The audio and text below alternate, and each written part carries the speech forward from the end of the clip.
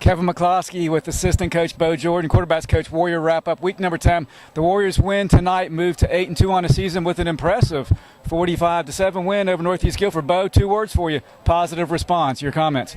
Definitely. After last week with the loss, that's all we talked about this week was being positive on the response and taking the state championship out of the picture. We're going to be 1-0 each week, and we're just going to take it, 1 week at a time, all the way to the ship.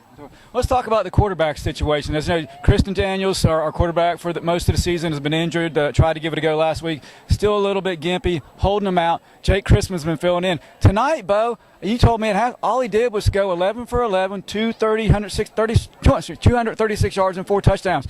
Kind of reminds me of a young Bo Jordan. I don't know. No, he's a whole lot better than I ever thought about being. He played extremely well. He prepared well, last week and this week.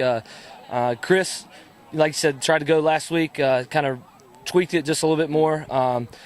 We knew this week was going to be a tough game. They got some big athletes, but we thought if we gave Chris, 1 or 2 more weeks rest, he'd be ready to go in the playoffs. And Jake battled in the summer real hard for the quarterback position anyway. So Jake was more than willing and more than ready, obviously, to lead these guys to a victory. Yeah, absolutely. Offensively, we pretty much went at will. I don't think we ever punted. We got stopped on our opening possession. We got down to the goal line, got stopped, and I was a little bit worried. But after that, it was lights out. Speaking of lights out, the Warrior defense had a shutout going until late in the game. Yeah. I mean, I know when the defense is playing well, it takes the pressure off the offense. Oh, definitely. And it makes us feel like we can take shots when we maybe couldn't or shouldn't take shots.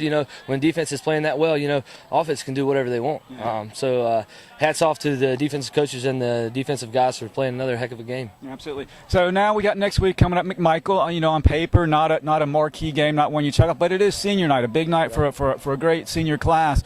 What do you as coaches do to focus, get these guys ready for a game that's really in a way anticlimactic? Right.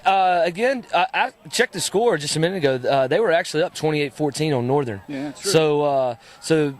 But we're going to go with the same thing we did this week. It's 1-0. So next week we're just going to try and go 1-0, be the better team. We don't have to be the better team or the best team in the state next week. We just got to be the best team in the stadium. Okay. So like I said, next week we just got to keep the distractions to a minimum, being at senior night, and just get the guys ready to go for that 1-0 victory. Very, very good comments. Very good comments. Gary, remind me next week to grab a coach that's not one of these young, good-looking guys. I need to bring back Ricky Portell so I can be the good-looking guy. Just kidding. Ricky. All right. Thank you, Bo, for a good time. We'll see you next week. All righty.